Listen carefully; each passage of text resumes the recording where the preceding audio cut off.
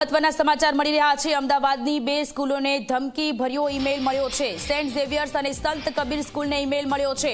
બોમ્બથી ઉડાવી દેવાની ધમકી ભર્યો ઈમેલ મળ્યો છે। અમદાવાદમાં ફરી એક વખત આ પ્રકારનો ઈમેલ સામે આવ્યો છે। સેન્ટ ઝેવિયર્સ અને સંત કબીર સ્કૂલને ઈમેલ મળ્યો છે। અમદાવાદમાં આ પહેલા પણ અમદાવાદની કેટલીક શાળાઓમાં આ પ્રકારના ધમકી ભર્યો ઈમેલ મળ્યો હતો। એ પછી કોર્ટમાં પણ આ પ્રકારનો ઈમેલ મળ્યો હતો અને હવે ફરી એક વખત અમદાવાદની બે શાળા કે જ્યાં સેન્ટ ઝેવિયર્સ અને સંત કબીર સ્કૂલને બોમ્બથી ઉડાવી દેવાની ધમકી મળી છે। સુરક્ષાને ધ્યાનમાં રાખી અને શાળા પ્રશાસન દ્વારા વધુ તપાસ અને કાર્યવાહી હાથ ધરવામાં આવી છે। પોલીસની ટીમ, બોમ્બ સ્ક્વોડની ટીમ આ બે શાળાએ પહોંચી તપાસ હાથ ધરવામાં આવી રહી છે। તો અમદાવાદની આ વધુ એક ઘટના કે જ્યાં બે શાળાઓને ધમકી ભર્યો ઈમેલ મળ્યો છે।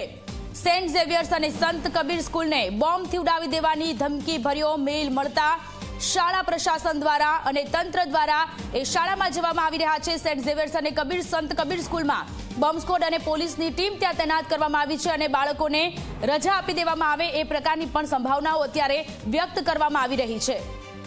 તો આ પહેલા અમદાવાદની કેટલીક શાળાઓને બોમ્બથી ઉડાવી દેવાની ધમકી મળી હતી। વડોદરામાં હાઈકોર્ટમાં, અમદાવાદમાં પણ હાઈકોર્ટને બોમ્બથી ઉડાવી દેવાની ધમકી મળી હતી। એ પછી કલેક્ટર કચેરીને પણ બોમ્બથી ઉડાવી દેવાની ધમકી મળી હતી અને આ ધમકી ભર્યા ઈમેલનો સિલસિલો હજુ પણ યથાવત જોવા મળી રહ્યો છે। ત્યારે આ ઈમેલ કોણ કરી રહ્યું છે, શા માટે કરી રહ્યું છે, તે દિશામાં પણ હવે કડકાઈપૂર્વક તપાસ થવી જોઈએ, કારણ કે છેલ્લા ઘણા સમયથી આ પ્રકારના ધમકી ભર્યા ઈમેલ મળી રહ્યા છે।